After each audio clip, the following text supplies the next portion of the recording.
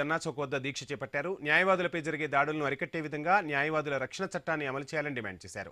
మాజీ జస్టిస్ చంద్రకుమార్, మాజీ MP V Hanumantharao, MP R Krishnaiah వీరికి మద్దతు పలికారు. ఇతర రాష్ట్రాల మాదిరిగా తెలంగాణలో కూడా బలమైన రక్షణ చట్టాన్ని ప్రవేశపెట్టాలని తెలిపారు. 1980లో నేను చదువుకొని అడ్వకేట్ అయినప్పుడు మేము కొట్టాలి స్టైపెండ్ సిస్టమ్ పెట్టించాము జిల్లాకు 10 మందికి. అప్పటి నుంచి ధరలు పెరిగినా సిస్టంలో మార్పు వచ్చినా అదే 1000 రూపాయలు కొనసాగడం అనేది సిగ్గుచేటు.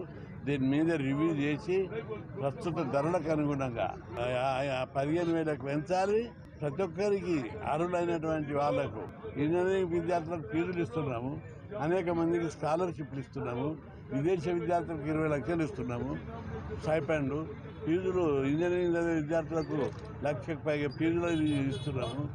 కాబట్టి వీళ్లకు నెలకు 15,000 ఇవ్వడం ప్రభుత్వానికి ఏమంత ఆర్థిక భారం కాదు. న్యాయవాదుల న్యాయదీక్ష ఇందిరా పార్కులో భారీ ఎత్తున న్యాయవాదులు, భారీ వర్షం పడుతున్నా కూడా చాలా మంది న్యాయవాదులు ఇక్కడికి విచ్చేసి ఈరోజు మా డిమాండ్స్ ఏంటంటే, న్యాయవాదుల మీద తీవ్రంగా హత్యలు జరుగుతున్నాయి, నరి రోడ్డు మీద నరికిరి చంపుతున్నారు పొద్దున సమయంలోనే.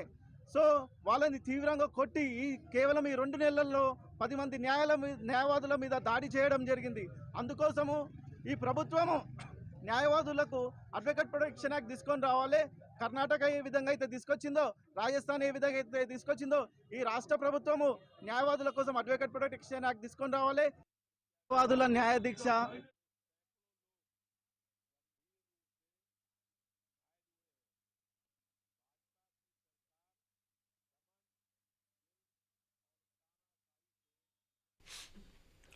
ఏపీ అసెంబ్లీ సమావేశాలు కొనసాగుతున్నాయి. ఈ సమావేశాల్లో